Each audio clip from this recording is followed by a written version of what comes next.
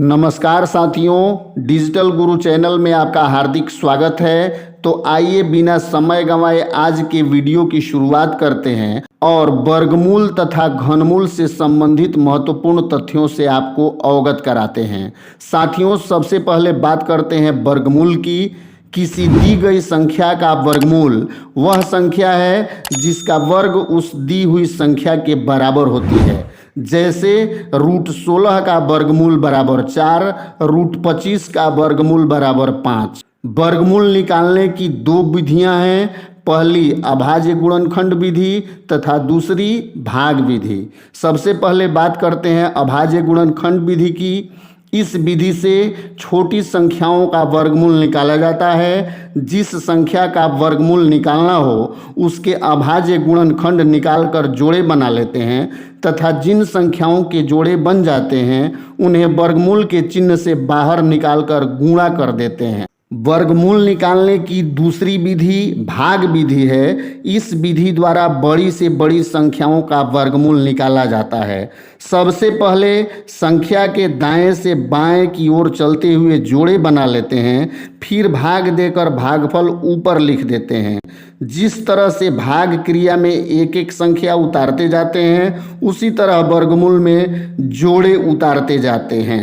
वर्ग किसी दी हुई संख्या को उसी संख्या से गुणा करने पर प्राप्त गुणनफल उस संख्या का वर्ग कहलाता है। जैसे 15 का वर्ग बराबर 15 गुने 15 बराबर 225। पूर्ण वर्ग संख्या ऐसी संख्या जिसका वर्गमूल दशमलव में न होकर पूर्ण संख्या होती है पूर्ण वर्ग कहलाता है। जैसे 256 एक पूर्ण वर्ग संख्या है क्योंकि 256 का वर्गमूल निकालने पर हमें 16 प्राप्त होता है जो एक पूर्णांक है। यहाँ ध्यान देने योग्य बात यह है कि किसी भी पूर्ण वर्ग संख्या के इकाई का अंक 2, 3, 7 या 8 नहीं हो सकता है।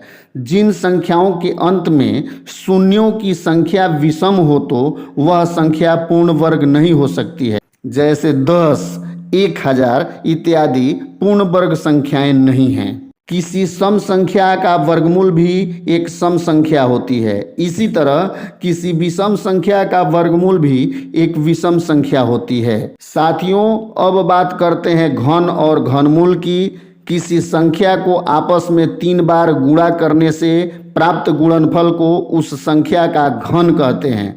जैसे 3 का घन बराबर 3 गुना 3 गुना 3 बराबर 27। घनमूल किसी संख्या का घनमूल वह संख्या है जिसका घन वही मूल संख्या होती है। घनमूल निकालने की विधि किसी दी हुई संख्या का घनमूल निकालने के लिए उसका अभाज्य गुणनखंड निकालकर 3 के जोड़े बना लेते हैं तथा जिन संख्याओं के जोड़े बन जाते हैं उन्हें घनमूल के चिन्ह से बाहर निकालकर गुणा करके लिख लेते हैं।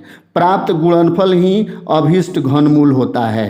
यहाँ ध्यान देने योग्य बात यह है कि किसी संख्या को घन करने पर उस संख्या के इकाई का अंक 0 से 9 तक कुछ भी हो सकता है। सम संख्याओं के घनमूल सम तथा विषम संख्याओं के घनमूल हमेशा विषम होते हैं। साथियों, आज का यह वीडियो कैसा लगा हमें कमेंट करके ज़रूर बताएं। जानकारी लाभप्रद लगी हो तो लाइक करें और दोस्तों के साथ शेयर करें।